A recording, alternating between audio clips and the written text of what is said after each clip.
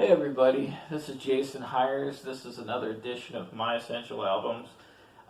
Today I'm going to talk about an album by a band that everybody should know, and I'm actually breaking the barrier down. I'm finally doing a Beatles review. And of course, you know, the Beatles are the Beatles. They're the most well-known rock band, and, you know, a lot of people that are musicians really hold the Beatles up as the gold standard of rock music, especially the ones that grew up in the generation where the Beatles broke it big. A lot of people, they think that the Beatles are, you know, the way the Beatles did it is the way that you should do it. And there's not a whole lot of argument. There are a lot of people that are very familiar with the Beatles and the stories of all the songs and everything and how they're made and what they did, and, you know, they consider the Beatles to be a gold standard. And I don't necessarily totally agree with that. I have a great deal of respect for the Beatles. They are a really good band. They're definitely a big influence, that's no doubt. But I didn't grow up with the Beatles. I am looking at it as a person that is looking back on everything after it was all done. In the case of the Beatles, I was born in '73. The Beatles were done in '70. Now, that being said, there's still a lot of really great Beatles stuff, especially towards the end of their career where they really started to branch out artistically. And the album I want to talk about today is Abbey Road.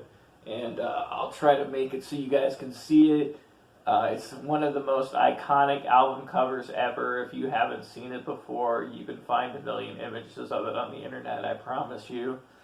And this was the last true studio release by the Beatles. Technically, Let It Be was the last album that the Beatles released. However, the Let It Be sessions were recorded before Abbey Road. Basically, the Beatles decided that they were going to be done.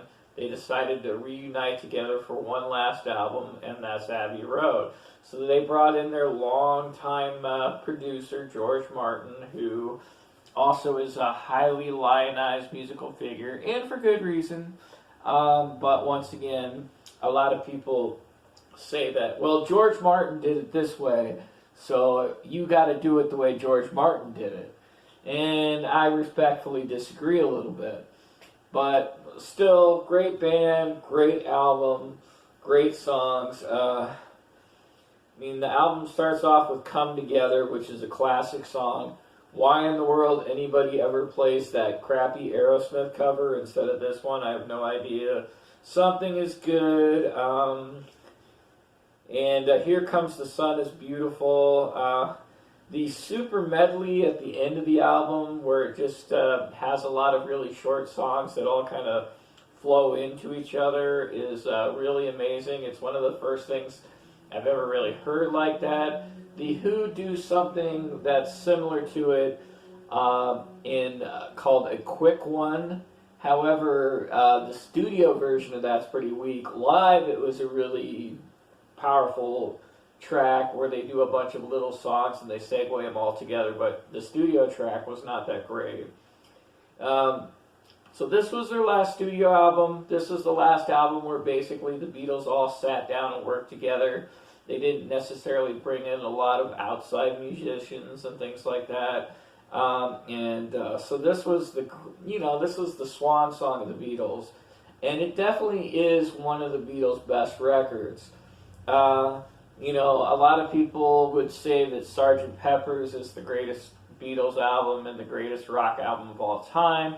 Once again, I kind of respectfully disagree with that, even though I do understand why it gets that reputation. And so, you know, but there's so much to be said about the Beatles that has been said before.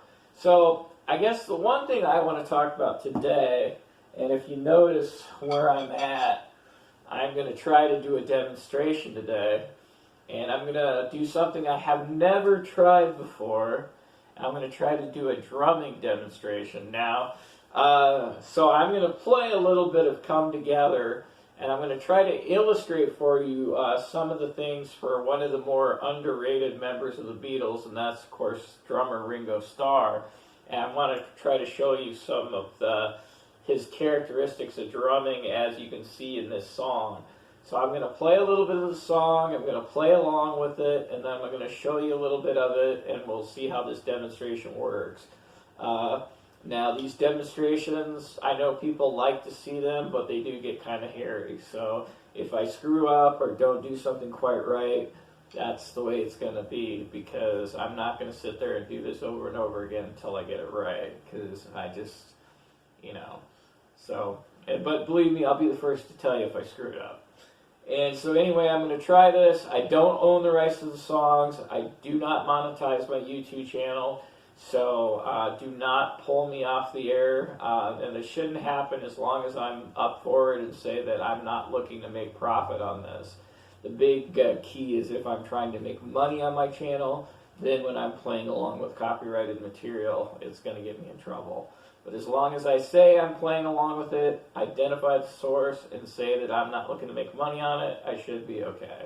Alright, so here we go, and we'll see how well you can hear me. Try this again.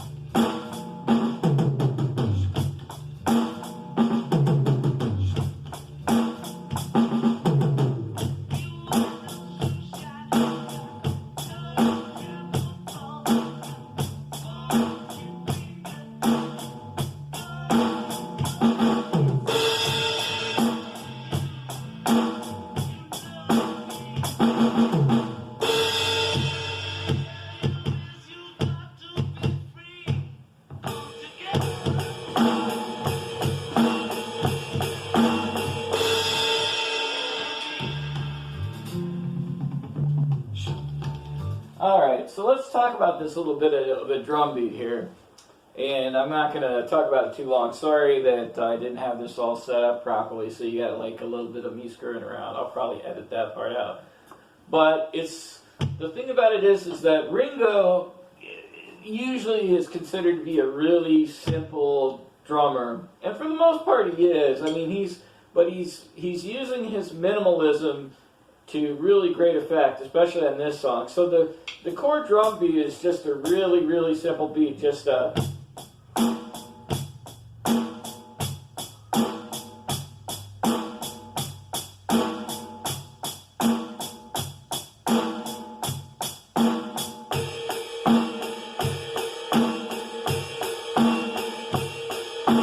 then he stops everything and he just goes to the foot pedal.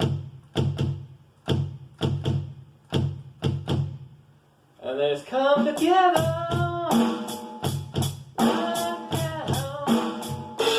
over me.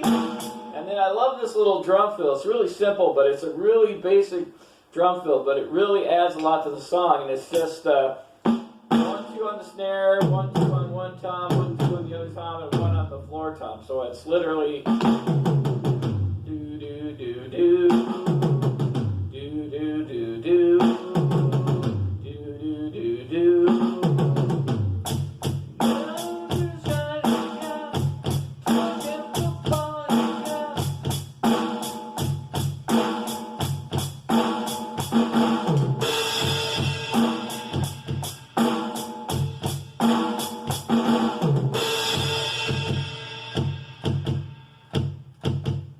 Come together.